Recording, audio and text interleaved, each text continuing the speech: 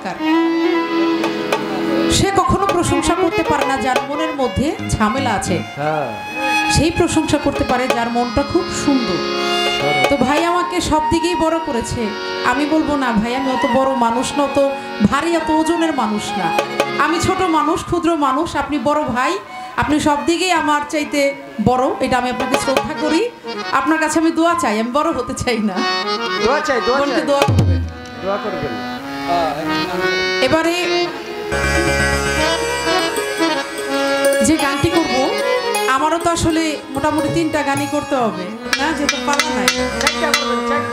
তো প্রথমেই যে গানটি গাইব, এই গানটি হচ্ছে আসার পরেই গানটি আসলে আমাকে আদেশ করেছেন গাওয়ার জন্য। সেই গানটা হলো, মানে যে কয়টা গান গাবো সবগুলো আমার আদেশের গান, মন থেকে কোনো গান নাই। আসার পরে দরবার থেকে পছন্দের বাদল শাহ বাবার পছন্দের গান আছে, আসার পরেই কমিটির পক্ষ থেকে বলেছে। তার প্রথম গানটা হচ্ছে, আমি যে ইউনিয়নে এসেছি, শ্রীনগর ইউনিয়ন, অর্থাৎ আপনাদের এই ইউনিয়নেরই সন্তান, আমার পাশে বসা মাস্টার কবির সাহেব, যার গান এখন বাংলাদেশে খুব জনপ্রিয়। হ্যাঁ, তার মানে তাকে না চিনলেও তার গানে তার নামে চিনে তাকে। মন দিয়া তোর মন পাইলাম না দুঃখে অন্তরে, তার প্রথম হিট গান। পুরা দেহে কেমন করে, অসংখ্য অসংখ্য গান আছে।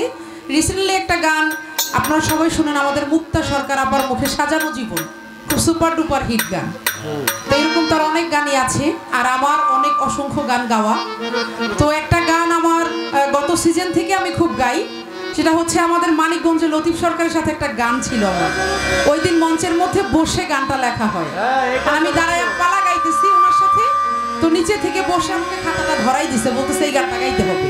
আশ্চর্য, আমি গান দেখি নাই, বুঝি না, গাবো কি করে। তো বলতেছে না, এই গানটা গাইতে হবে।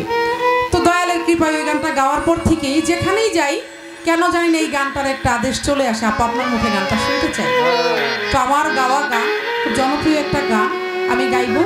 তারপরে আমার বাদল শাহ বাবার পছন্দের গান আছে, এবং আরেক ভাইজান বলেছে সেই গানগুলো গাওয়ার চেষ্টা করব। আপনারা ধৈর্য সহকারে শুনুন। আরও চমৎকার চমৎকার গান আমার হবির ভাইও শোনাবে, আমিও তার গান খুব মন দিয়ে শুনি। সে যখন গান গায় আমি সত্যি একজন শিল্পী হিসেবে না, একজন দর্শক হিসেবে তার গান শুনি।